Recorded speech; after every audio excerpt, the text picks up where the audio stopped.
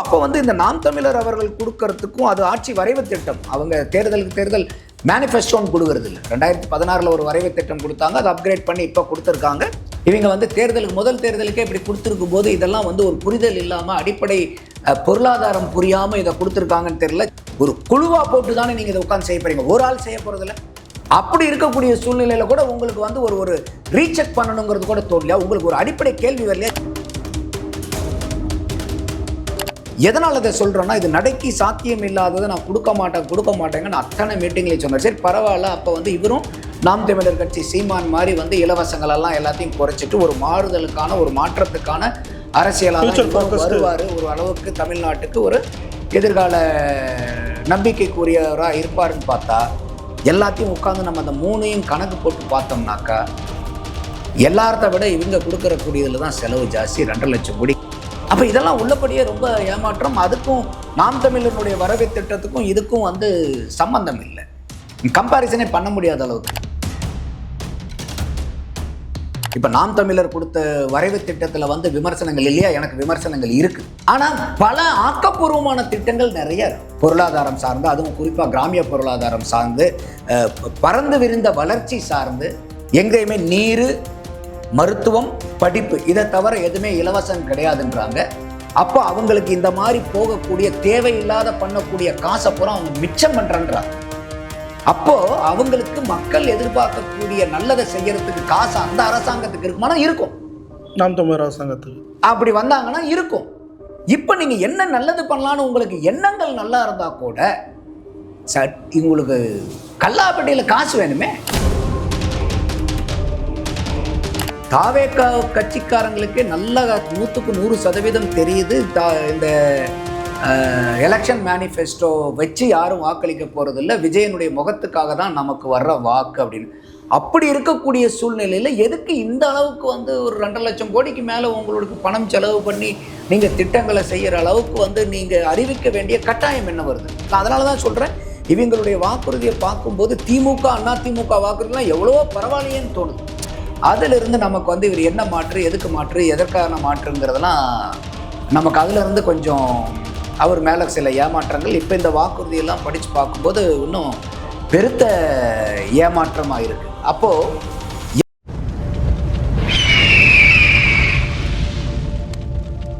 அரசியல் கருத நேயர்களுக்கு வணக்கம். இன்று நம்மோது சிறப்பு வந்து அரசியல் திறனாய்வாளர் திரு நந்தகுமார் அவர்கள். வணக்கம் சார். வணக்கம் சார். ராஜ் சார், நேற்றைய தினம் தாவேக்காவோட மேனிஃபெஸ்டோ வெளியாகிருந்து திமுக அதிமுக அந்த வரிசையில் தாவேக்காவும் இலவசங்களை வாரி இறைச்சிருக்காங்க. மறுபக்கம் நாம் தமிழ் இலவச எதிர்ப்பு அப்படின்ற ஒரு மேனிஃபெஸ்டோ வந்து வெளியிட்டிருக்காங்க. இப்போ மக்கள் மத்தியில் இது கம்பேரிசனுக்குள்ளே உட்படுத்தப்பட்டுள்ளது. எப்படி பார்க்குறீங்க? ஃபர்ஸ்ட் ஆஃப் ஆல் இது உண்மையாலுமே தாவேக்கா வந்து தேர்தலுக்கு இன்னும் 4-5 நாள் தான் இருக்குது. இப்போ தான் அவங்க வந்து மேனிஃபெஸ்டோவே ரிலீஸ் பண்ணுறாங்க. இவ்வளோ தூரம் காலம் கடந்து அவங்க ரிலீஸ் பண்ணுறது வந்து எந்த அளவுக்கு வந்து அவங்க மேனிஃபெஸ்டோ வந்து பெரிய அளவுக்கு அவங்க நம்பலை. ஒரு மேனிஃபெஸ்டோன்னா ஒரு சடங்கு சம்பிரதாயத்துக்காக கொடுக்கறது.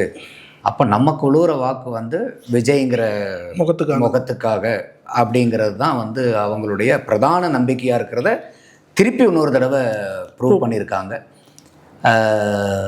இதில் வந்து இப்போ இந்த இலவசங்க அறிவிக்கிறதுல வந்து திமுக அதிமுகவையெல்லாம் தூக்கி சாப்பிட்டாங்க தாவேகா. இப்போ நம்ம வந்து அதிமுக கொடுத்த இலவசத்தையும் விமர்சிக்கிறோம், திமுக கொடுத்த இலவசங்களையும் விமர்சிக்கிறோம். கடைசீட்டில் தாவேகா கொடுக்கக்கூடிய இலவசங்களை பார்த்தா அதிமுக திமுக பரவாயில்ல போல இருக்கேங்கிற அளவுக்கு இருக்குது. இது அவங்களுக்கு வந்து புரிதலில் இதை பண்ணியிருக்காங்களா, இதெல்லாம் எஸ்டிமேட் பண்ணாங்களா, காஸ்ட் எஸ்டிமேஷன் ஏதாச்சும் பண்ணினாங்களா, இல்லை ஒவ்வொரு திட்டத்துக்கும் எவ்வளோ செலவாகுது? ஏன்னா எதுக்காக இதை சொல்கிறோன்னா, விஜய் அவர்கள் ஒவ்வொரு தடவையும் பேசும்போது நாங்கள் வந்து நடைக்கு சாத்தியமாக இருக்கக்கூடிய வாக்குறுதிகளை தான் கொடுப்போம் அப்படிங்கிறார். நம்ம வந்து ஒரு ரஃப் ஒர்க் எஸ்டிமேஷன் எடுத்து போட்டு பார்த்தோம்னாவே ஒரு குறைஞ்சபட்சம் ஒரு 2.5 லட்சம் கோடி ரூபாய் தேவைப்படுது வருஷத்துக்கு. இவங்க சொல்லக்கூடிய திட்டங்கள் எல்லாம் எடுத்து பார்த்தோம்னா, சில திட்டங்களை தவிர்த்துட்டு பிரதானமான திட்டங்களை மட்டும் எடுத்தோம்னா, ஒரு பாராட்டப்பட வேண்டியது என்னன்னா, திருக்குறளை அடிப்படையாக வச்சு ஆரம்பிக்கிறாங்க. அறம் பொருள் இன்பம்ங்கிற தலைப்பின் கீழே வந்து ஒரு சற்றேறக்குறைய 400க்கு அது மேற்பட்ட வாக்குறுதிகள் எல்லாம் கொடுக்குறாங்க. சில நல்ல வாக்குறுதிகளும் இருக்குது. ஆனால் பிரதானமாக அவங்க வந்து எதை சொன்னாலும் வாக்கு உழுவுது. ஏன்னா இது விஜய் அவர்களுக்கு விஜய் ஃபேஸை பார்த்து தான் வாக்கு உழுவ போகுதுங்கிறத அவங்களே நம்பும்போது தேவையில்லாத இவ்வளோ இலவசங்களையும் இவ்வளோ இருக்கக்கூடியதை பல மடங்கு உயர்த்தியும் அந்த சலுகைகளை கொடுக்கணுங்கிற கட்டாயம் எங்கேருந்து தாவேக்காக்கு வருதுன்னு தெரியல. ஏன்னா இதெல்லாம் முக்கியம்னு தாவேக்காக்கே தெரிஞ்சிருந்தா தேர்தலுக்கு 5 நாளைக்கு முன்னாடி வரைக்கும் வெயிட் பண்ணியிருப்பாங்களா? இல்லை, ஒரு 2 மாதத்துக்கு முன்னாடி பண்ணியிருப்பாங்க. ஏன்னா இது வந்து ஒரு மாற்றத்தை அப்போது தாவேக்கா கட்சிக்காரங்களுக்கே நல்லா 100க்கு 100% தெரியுது இந்த எலெக்ஷன் மேனிஃபெஸ்டோ வச்சு யாரும் வாக்களிக்க போகிறதில்ல, விஜயனுடைய முகத்துக்காக தான் நமக்கு வர்ற வாக்கு அப்படின்னு. அப்படி இருக்கக்கூடிய சூழ்நிலையில் எதுக்கு இந்த அளவுக்கு வந்து ஒரு 2.5 லட்சம் கோடிக்கு மேலே உங்களுக்கு பணம் செலவு பண்ணி நீங்கள் திட்டங்களை செய்கிற அளவுக்கு வந்து நீங்கள் அறிவிக்க வேண்டிய கட்டாயம் என்ன வருது? நான் அதனால தான் சொல்கிறேன், இவங்களுடைய வாக்குறுதியை பார்க்கும்போது திமுக அதிமுக வாக்குறுதிலாம் எவ்வளவோ பரவாயில்லையேன்னு தோணுது. விஜய் அவர்களுக்கு மேலே நமக்கு வந்து இதில் சில பல நல்ல எண்ணங்கள் கருத்துக்கள் இருந்தாலும் பெரிய அளவுக்கு அவரை விமர்சிக்க பண்ணது வந்து இந்த மகளிர் தினத்தில் அவர் வந்து அறிவிச்சார் பாருங்க, இலவசங்கள்னு சொல்லிக்கிட்டு. அதிலிருந்து நமக்கு வந்து இவர் என்ன மாற்று, எதுக்கு மாற்று, எதற்கான மாற்றுங்கிறதெல்லாம் நமக்கு அதிலிருந்து கொஞ்சம் அவர் மேலே சில ஏமாற்றங்கள். இப்போ இந்த வாக்குறுதியெல்லாம் படித்து பார்க்கும்போது இன்னும் பெருத்த ஏமாற்றமாக இருக்குது. அப்போது எதனால் அதை சொல்கிறேன்னா, இது நடைக்கு சாத்தியம் இல்லாததை நான் கொடுக்க மாட்டேங்கன்னு அத்தனை மீட்டிங்லேயும் சொன்னார். சரி பரவாயில்ல, அப்போ வந்து இவரும் நாம் தமிழர் கட்சி சீமான் மாதிரி வந்து இலவசங்களெல்லாம் எல்லாத்தையும் குறைச்சிட்டு ஒரு மாறுதலுக்கான ஒரு மாற்றத்துக்கான அரசியலாக வருவார். ஒரு அளவுக்கு தமிழ்நாட்டுக்கு ஒரு எதிர்கால நம்பிக்கைக்குரியவராக இருப்பாருன்னு பார்த்தா எல்லாத்தையும் உட்காந்து நம்ம அந்த 3ஐயும் கணக்கு போட்டு பார்த்தோம்னாக்கா எல்லார்த்த விட இவங்க கொடுக்கறக்கூடியதில் தான் செலவு ஜாஸ்தி, 2.5 லட்சம் கோடிக்கு மேலே. இப்போ என்னுடைய கேள்வி என்னென்னா, இன்றைக்கி தமிழ்நாட்டுக்கு வந்து எக்ஸ்பெண்டிச்சர் பட்ஜெட் வந்து பார்த்திங்கன்னா சற்றேறக்குரிய 4,67,000 கோடி. இந்த 4,67,000 கோடியில் சம்பளத்துக்கு 97,000 கோடி போயிடுது. பேங்க்கு வட்டி நம்ம வாங்கின கடன் இருக்குது பாருங்கள், 79,000 கோடி போயிடுது. பென்ஷனுக்கு சற்றேறக்குறைய ஒரு 46,000 கோடி போயிடுது. இந்த 3ஐயும் சேர்த்துனீங்கன்னாவே 2,20,000 கோடி. அப்போது இந்த 4,67,000 கோடியில் 2,20,000 கோடி கழிச்சிங்கன்னா என்ன வருது? 4,67,000 கோடி தமிழகத்தினுடைய வருமானம் இல்லை, எக்ஸ்பெண்டிச்சர் பட்ஜெட். 2,47,000 கோடி மிச்சம் இருக்குது. 2,47,000 கோடி பட்ஜெட் இருக்கும்போது நீங்கள் மொத்தமாக அத்தனையும் செலவு பண்ணிங்கன்னா கூட நீங்கள் சொல்லியிருக்கக்கூடிய வாக்குறுதியை நிறைவேற்ற முடியாது சரண்ராஜ். அப்போ என்ன அரசியல் புரிதலோடு நீங்கள் இதை கொடுக்குறீங்க? யார் சொல்லி கொடுக்குறாங்க உங்களுக்கு? இந்த மேனிஃபெஸ்டோ டீம் யார்?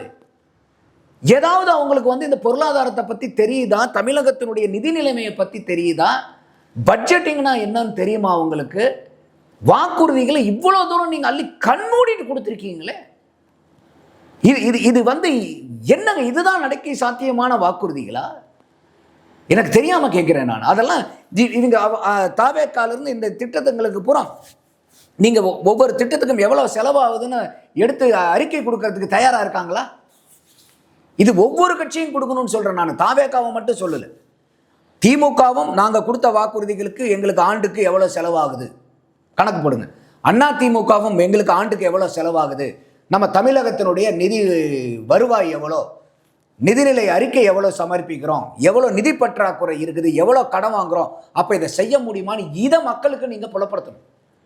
சும்மா யார் வந்தாலும் வந்து வெல்ஃபேர் ஸ்டேட் இது ஒரு பேரை வச்சுக்கிறாங்க. இப்போ வெல்ஃபேர் ஸ்டேட்டுன்னு என்னங்க? சட்டியில் இருந்தால் தானங்க அபகப்பையில் வரும். இருக்கிற பட்ஜெட்லேயே வந்து நான் அதை தான் சொன்னேன், 4,67,000 கோடியில் இந்த 2,20,000 கோடி ஏதாவது நீங்கள் கை வைக்க முடியுமா? சம்பளத்தில் கை வைக்க முடியுமா? இப்போ பெரிய இஷ்யூ ஆகிடும். நீங்கள் பென்ஷனில் கை வைக்க முடியுமா? பேங்க்கில் வட்டி கட்டுறதுக்கு பண்ண முடியுமா? முடியாது. அப்போ மீதி இருக்கிறதே 2,47,000 கோடி தாங்க நீங்கள் செலவு பண்ணுறதுக்குன்னு வச்சிருக்கிறீங்க. அப்போ இதை தவிர வேறு எதுவுமே செலவு இல்லையா? ரோடு போடணும், குடிமராப்பு பண்ணணும், எவ்வளோ விஷயங்கள் இருக்குது. என்னங்க இதெல்லாம் வந்து ஏதாவது பொருளாதாரத்தினுடைய அடிப்படை புரிதல் இருக்கா? இது யாருங்க இந்த மேனிஃபெஸ்டோ டீம்? இந்த தாவேக்காக்கு ரொம்ப அப்பட்டமாக இருக்குங்க. ரொம்ப அவர் மேலே இருக்கக்கூடியது சில நம்பிக்கை இழக்கிற அளவுக்கு இருக்கே இது. குறிப்பாக சார், இப்போ நீங்கள் சொன்ன மாதிரி நம்பிக்கை இழக்கிற விதமாக இருக்குது அப்படின்ற ஒரு விஷயத்த சொல்லியிருந்தீங்க. இவ்வளோ நாட்கள் சரி விஜயை மாற்றா விரும்பினா கூட இந்த மேனிஃபெஸ்டோக்கு அப்புறம் மனம் திருந்த வாய்ப்பு இருக்கா? இல்லைங்க. இப்போ எனக்கு தெரிஞ்சு நான் ஆரம்பத்துலேருந்தே சொல்லிக்கிறது, விஜய்க்குன்னு இருக்கிறவங்க அவங்களுக்கு உண்டான வாக்கை போட்டுருவாங்க. அவரை வந்து நேசிக்கிறவங்க, அவரை வந்து பூசிக்கிறவங்க, விஜயை வந்து ஹீரோவாக பார்க்குறீங்க. இப்போ நம்மளும் அவரை வந்து ஆதரித்தோம். ஆனால் நமக்கு அரசியல் நடவடிக்கைகளை பார்த்து நம்மளுடைய முடிவு மாறுது. என்னப்பா அப்போ இந்த மாதிரி எடுக்கக்கூடிய ஆட்களுக்கு வந்து அவர் வந்து நம்பிக்கையை இழக்கிறார். இப்போ கண்ணை மூடிட்டு வந்து பார்த்தீங்கன்னாக்கா போய் அது எவ்வளோ கூட்டமாக இருந்தாலும் எவ்வளோ நேரமாக இருந்தாலும் இன்றைக்கி வந்து எங்களுக்கு அரசியல் புரிதல் இருக்குதோ இல்லையோ, விஜய் வந்தால் நல்லது செஞ்சிருவார், விஜய் வந்தால் தலைவராக நிறுத்திடுவாருன்னு சொல்கிற அத்தனை பேரும் அவங்களுக்கு வாக்கு போடுவாங்க. ஆனால் அந்த வாக்கு ஜெயிக்கிறதுக்கு பத்துமா? அதுதான் கேள்வி. இல்லை, இப்போ திமுக காரங்க வாக்கு மட்டும் திமுக குழுந்தா திமுக ஜெயிக்க முடியுமா? முடியாது.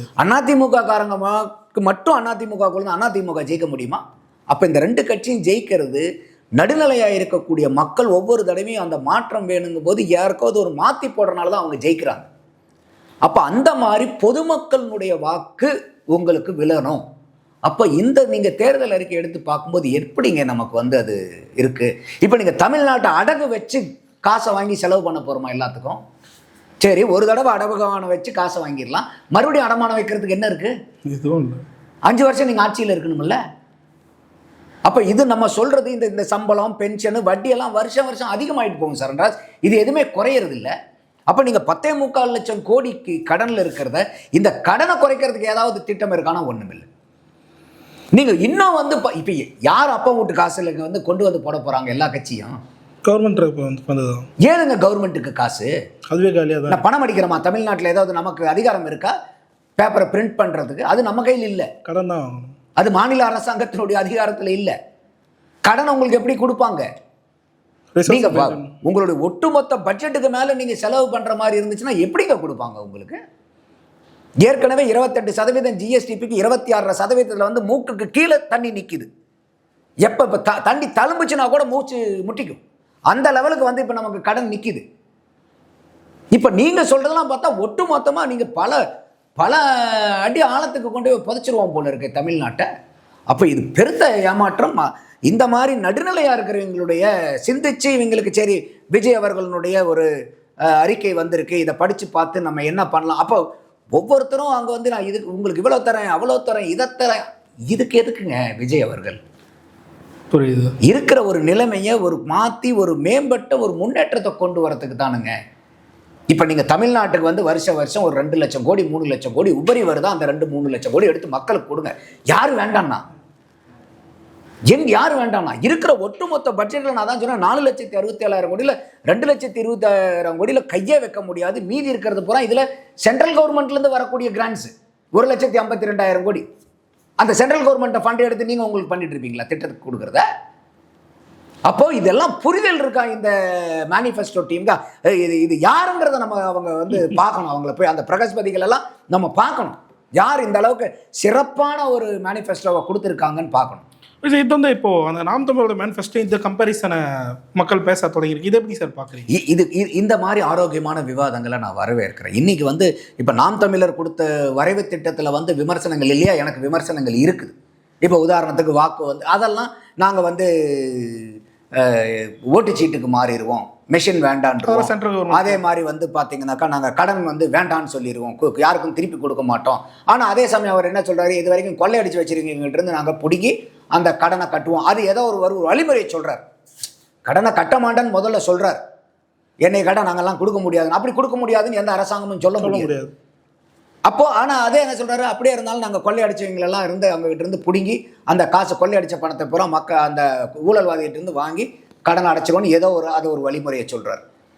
அப்போது ஆனால் பல ஆக்கப்பூர்வமான திட்டங்கள் நிறைய இருக்கு. பொருளாதாரம் சார்ந்து, அதுவும் குறிப்பாக கிராமிய பொருளாதாரம் சார்ந்து, பறந்து விரிந்த வளர்ச்சி சார்ந்து, ஒரு சென்னை மாநகரத்தில் மட்டும் இன்றைக்கி பிதுங்கி வழியக்கூடிய இந்த மக்கள் தொகையை பூரா பறந்து விரிஞ்ச ஒரு 5 பிரதான தலைநகரங்களாக உருவாக்கி ஒவ்வொன்றுக்கும் ஒவ்வொரு கட்டமைப்பை ஏற்படுத்தி அப்போ அங்கே வந்து இந்த கூட்டங்கள் எல்லாம் விரியும் போது என்ன ஆகுனாக்கா அந்த நகரங்களை சுற்றி, இந்த தலைநகரங்களை சுற்றி அங்கே இருக்கக்கூடிய மாவட்டங்கள் வளரும். அந்த மாவட்டங்களை சார்ந்து இருக்கக்கூடிய கிராமம் வளரும். அப்போ கிராம பொருளாதாரத்தை விவசாயம் சார்ந்த அடிப்படையாக விவசாயத்தை வச்சு பொருளாதாரம் கொண்டு வராங்க.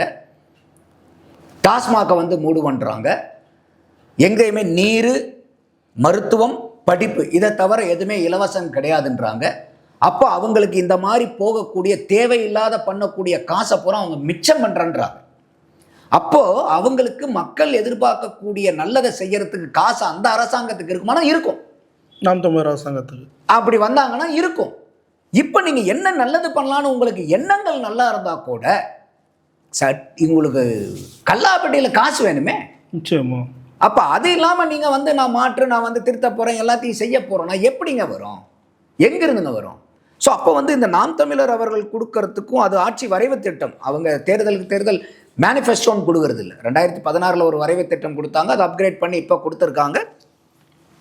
இவங்க வந்து தேர்தலுக்கு முதல் தேர்தலுக்கே இப்படி கொடுத்துருக்கும் போது இதெல்லாம் வந்து ஒரு புரிதல் இல்லாமல் அடிப்படை பொருளாதாரம் புரியாமல் இதை கொடுத்துருக்காங்கன்னு தெரியல. சரி, எல்லாத்துக்கும் தெரியணுங்கிற அவசியம் இல்லை சரண்ராஜ். இப்போ நமக்கே தெரியாதது அவையாரே என்ன சொல்கிறாரு, கட்டுறது கைமண் அளவு கல்லாதது உலக அளவு. உங்களுக்கு எல்லாமே தெரிஞ்சிருக்கணுங்கிறது என்னுடைய எதிர்பார்ப்பு இல்லை. ஆனால் நீங்கள் ஒரு குழுவாக போட்டு தானே நீங்கள் இதை உட்காந்து செய்ய போறீங்க, ஒரு ஆள் செய்ய போகிறதில்ல. அப்போ அந்த ஒட்டுமொத்த குழுவில் இருக்கீங்கலாம் இதுக்கு எவ்வளோங்க செலவாகுது, எவ்வளோ கணக்குன்னு ஒரு இன்னைக்கு வந்து ஆர்டிஃபிஷியல் இன்டெலிஜென்ஸ் ஏரா. நீங்கள் இருக்கக்கூடிய மேனிஃபெஸ்டோவை வந்து நீங்கள் அப்லோட் பண்ணி இதில் என்னென்னலாம் திட்டங்கள் இருக்குது, எதுக்கெல்லாம் வந்து ஒரு ரஃப் எஸ்டிமேஷன் கொடுங்கன்னா அது அப்படி ஒரு 10 செகண்டில் கொடுத்துட்டு போயிடும். அப்படி இருக்கக்கூடிய சூழ்நிலையில் கூட உங்களுக்கு வந்து ஒரு ரீசெக் பண்ணணுங்கிறது கூட தோணலையா? உங்களுக்கு ஒரு அடிப்படை கேள்வி வரலையா? ஏயா நமக்கு இருக்கக்கூடிய காசே 4,67,000 கோடி தான் ஒட்டுமொத்த பட்ஜெட்டு, 2,20,000 கோடி சம்பளம் வட்டி பென்ஷனுக்கு போயிருது, மீதி 2,67,000 அதில் சென்ட்ரல் கவர்மெண்ட் கொடுக்கக்கூடிய ஃபண்டு அது அவங்க ஸ்கீமுக்கு தான் யூஸ் பண்ண முடியும். மீதி எங்கேயா இருக்குது? நீங்கள் வந்து 2.5 லட்சம் கோடிக்கு பக்கமாக வந்து வருஷத்துக்கு செலவு பண்ணுற அளவுக்கு இங்கே வருமானம் இருக்குது, எங்கேயா வரும்னு இது ஒரு நபர் அங்கே கேள்வி கேட்கறதுக்கு ஆள் இல்லையா? அப்போ இதெல்லாம் உள்ளபடியே ரொம்ப ஏமாற்றம். அதுக்கும் நாம் தமிழனுடைய வரவு திட்டத்துக்கும் இதுக்கும் வந்து சம்பந்தம் இல்லை, கம்பேரிசனே பண்ண முடியாத அளவுக்கு. இப்போது தேர்தலுக்கு இன்னும் 5 நாட்கள் தான் இருக்குது, ஆனால் இன்று கூட பரப்புரைக்கு விஜய் வரவே இல்லை. இதை எப்படி பார்க்குறீங்க? இல்லை, இது ரொம்ப, அதாவது விஜய் அவர்களுக்கு வந்து நல்ல வாய்ப்பு இருந்துச்சுங்க, நல்ல வாய்ப்பு இருந்துச்சு. அந்த வாய்ப்பை பூரா அவங்க வந்து அவராக நழுவ விடுறார். அது என்ன காரணத்தினால நழுவ விடுறாருன்னு நமக்கு தெரியல. பர்பஸாக பண்ணுறாரா இல்லை தெரியாமல் பண்ணுறாரான்னு தெரியல. தெரியாமல் பண்ணுறாரு தான். ஏன்னா இப்போ தேர்தல் நெருங்கி வர நேரத்தில் உங்களுக்கு எவ்வளோ தூரம் ஒவ்வொருத்தரும், இப்போ ஐயா ஸ்டாலினுக்கு 73 வயசுங்க, அவர் வந்து இந்த தேர்தலோட வந்து பையனை எப்படியாவது முதல்வர் ஆக்கி உட்கார வச்சுட்டு ஓய்வு எடுக்கலாங்கிறதுல இருக்கார். அப்போ அவர் பையனை முதல்வர் ஆக்கிட்டு ஓய்வு எடுக்கலாங்கிறவர் கூட இப்போ ஓய்வு இல்லாமல் உழைக்கிறார். ஐயா எடப்பாடியாருக்கு 71 வயசு ஆச்சு. அவர் இன்றைக்கி வந்து பார்த்திங்கன்னா எல்லா இடத்துலையும் ஓடி ஓடி உழைச்சி இப்போ இன்றைக்கி அவருக்கு பார்த்திங்கன்னா இந்த நெத்தி கித்தி எல்லாம் பூரா கருப்பாக இருக்குது, இந்த கண்ணம் பூரா வெயிலில் போய். சீமானை எடுத்துங்க, சீமான் ஏற்கனவே கருப்பு, ஆனால் சீமான் கருத்து போயிட்டார். அவரை பார்த்தீங்களா இல்லையா? அப்படியே மூஞ்சி பூரா கருன்னு ஆயிடுச்சு. அந்த அளவுக்கு வெயிலில் உழைக்கிறாரு, தொண்டா ஒன்றுமே இல்லைங்க. அப்போ இவங்க எல்லாமே வந்து தங்களுடைய எண்ணங்கள் நல்லா இருந்தாலும் நோக்கங்கள் நல்லா இருந்தாலும் உழைப்புங்கிறது ஒன்று போடுறாங்க. ஆனால் உங்களுக்கு வந்து எண்ணங்கள் நல்லா இருக்குன்னே வச்சுக்கோங்க, உழைப்பு இல்லாமல் எப்படிங்க? நீங்கள் கனவு காண்றீங்க, உள்ளுவதெல்லாம் உயர்வு இல்லை, நான் அதை தப்பு சொல்லலை. நீங்கள் முதல்வர் ஆகணுன்னே கனவு காணுங்க, அதில் கீழே பண்ணாதீங்க. அதுக்கு உண்டான உழைப்பு வேணுமா இல்லையா? இந்த 4 முதல்வர் வேட்பாளரில் யார் சின்ன வயசு? விஜய் அவர்கள். அப்போ நீங்கள் மற்ற 3 பேர்த்த விட நீங்கள் கில்லியா வேலை பார்க்கணுமா இல்லையா? அப்போ உங்களுக்கு உழைக்கிறதுக்கே வந்து உங்களால் முடியல அப்படின்னா, இப்போ மெட்ராஸ் நேற்று கூட வந்து அவங்க இதில் பரப்புரையில் நேற்று முந்தான் 8 மணி வரைக்கும் இருந்தது, 6 மணிக்கே முடிச்சுட்டு போயிட்டாங்க முந்தா நேற்று. அப்போ உங்களுக்கு ஒரு பக்கம் நீங்கள் என்ன சொல்கிறீங்க, எங்களுக்கு அனுமதி தரல, எங்களை முடக்கிறாங்கன்றீங்க. இன்னொரு பக்கம் பார்த்தா நீங்கள் வந்து ஃபிக்ஸ் பண்ண மீட்டிங்ஸை நீங்களே கேன்சல் பண்ணுறீங்க, முன்னாடியே முடிச்சுட்டு போகிறீங்க, மறுபடியும் வந்து டெய்லி ஒர்க் பண்ண மாட்டேங்கிறீங்க. அப்போ இது வந்து அதனால இதெல்லாம் தான் சொன்னேன் நான், அவருடைய அரசியல் நடவடிக்கைகள் வந்து ரொம்ப பெருத்த ஏமாற்றமாக இருக்குது சார். இறுதியாக ஒரே ஒரு கேள்வி தான் சார். தொகுதி மறுவரையறை எப்பவுமே பாஜக வந்து எலெக்ஷன் ஃபோக்கஸ்டாக தான் எப்போவுமே இருப்பாங்க, எலெக்ஷன் இல்லாத டைமில் எலெக்ஷன் ஃபோக்கஸ்டாக தான் இருப்பாங்க. ஆனால் இப்போது எலெக்ஷன் வர டைமில் இந்த மாதிரி விஷயத்தை வந்து கொண்டு வராங்க, இதை எப்படி பார்க்குறீங்க? இதை திமுக கரெக்டாக யூஸ் பண்ணுறாங்களா அப்படின்ற? இல்லை, இப்போ நீங்கள் டீலிமிட்டேஷன் வந்து பார்த்தீங்கன்னா திமுக எப்பயும் போல் ஆரம்பிச்சிட்டாங்க. நாங்கள் வந்து சட்ட மசோதாவை இருக்கிறோம், அது சட்ட மசோதா இல்லை, அது வந்து பில்லு டிராஃப்ட் காப்பி, அது சட்டம் இல்லை, அது ஆக்ட் ஆகலை, அது இன்றைக்கி தான் டிராஃப்ட் காப்பியை தான் எரிச்சாங்க. ஆனால் இப்போ நம்மளே ஆரம்பத்துலேருந்து இப்போ ஐயா ஸ்டாலின் அவர்களே என்ன சொல்லிட்டு இருந்தாரு, இருக்கக்கூடிய பிரதிநிதித்துவத்தை கொடுங்க, முதல்ல வந்து இது மறுபடியும் இந்த பிரச்சனையை 25 வருஷம் தள்ளி போடுங்கன்னார். நான் ஆரம்பத்திலே சொல்லியிருக்கேன், இல்லை இதை டீலிமிட்டேஷன் செஞ்சாகணும். ஏன்னா நம்ம 71 சென்சஸை வச்சு 73 பண்ணணும். இப்போ இன்னைக்கு 2026 உட்காந்துருக்கோம். 53 வருஷமா இதை அட்ரஸ் பண்ணல இந்த பிரச்சனை. இந்திரா காந்தி அவர்கள் 25 வருஷம் தூக்கி போட்டாங்க, வாஜ்பாய் அவர்கள் 25 வருஷம் தூக்கி போட்டாங்க. நம்ம 56 வருஷமா பிரச்சனையை அந்த கார்பெட்டை போட்டு போட்டு மூடிட்டு இருக்கிறோம். அது பிரச்சனையா மாறிட்டு இருக்கு. அப்போ இன்னைக்கு இருக்கக்கூடிய பாரதிய ஜனதா இதை உண்மையாலுமே எடுத்து அட்ரஸ் பண்றது வரவேற்கக்கூடியது. அப்போ இது தள்ளி போடக்கூடாதுன்னு நம்ம செய்யணும். நம்மளுடைய கோரிக்கை ஒன்றே என்ன இருந்துச்சு, இன்னைக்கு 39 எம்பி இருக்கிறோம். நீங்கள் 543 எம்பிக்கு நீங்கள் கணக்கு போட்டு பார்த்தீங்கன்னா 39 வகுத்தல் 543னா 7.18%. இதை நீங்கள் எத்தனை வேணா எம்பி நீங்கள் வச்சுக்கங்க, எங்களுக்கு அந்த சதவீத விகிதாச்சாரத்தை கொடுங்கன்னாங்க. அது நான் போன தடவையே இவர் ஆச்சா போச்சான்றதை நான் அப்பயே சொன்னேன். இல்லை, அமித்ஷா பேசும்போதே இது மக்கள் தொகை அடிப்படையில் இருக்காது, விகிதாச்சார அடிப்படையில் இருக்குன்னு ஒரு மீட்டிங்லேயே சொல்லியிருந்தார். அதையும் நான் சொல்லியிருந்தேன். இப்போ நேற்று பாராளுமன்றத்தில் அமித்ஷா தெளிவாக பேசியிருக்கார். 816 தொகுதி ஆக போகுது. தமிழ்நாட்டுக்கு 39 எம்பியா இருக்கிறது பார்த்தீங்கன்னா 59 எம்பி, 7.18% இருக்கிறது 7.23%. ஐயா ஸ்டாலின் அவர்கள் இதில் என்ன பண்ணாருன்னா, தென்னகத்தை வஞ்சிக்கிறாங்க, சவுத்து நார்த்து டிவைடு எதில் குட்டிக்கார அடிச்சு பார்த்தார் அவர் பண்ணலான்ட்டு. இப்போ அவங்க தெளிவாக விஷயங்கள் வந்திருக்கு. இப்போ அதை பார்த்தோம்னா கர்நாடகாவுக்கு 28.42 மாறுது. விகிதாச்சாரத்தில் 5.15 இருந்தது 5.15 அப்படி அவங்களுக்கு மெயின்டைன் ஆகுது. ஆந்திர பிரதேஷ்க்கு 25, இப்போ 38 மாறுது. 4.6 4.65 மாறுது. தெலுங்கானாக்கு 17 சீட்டு, அது 26 சீட்டா மாறுது. 3.13%, 3.18% விகிதாச்சாரம் அதிகமாக இருக்கு. தமிழ்நாடு 39, 7.18, 59 விகிதாச்சாரத்தில் 7.23.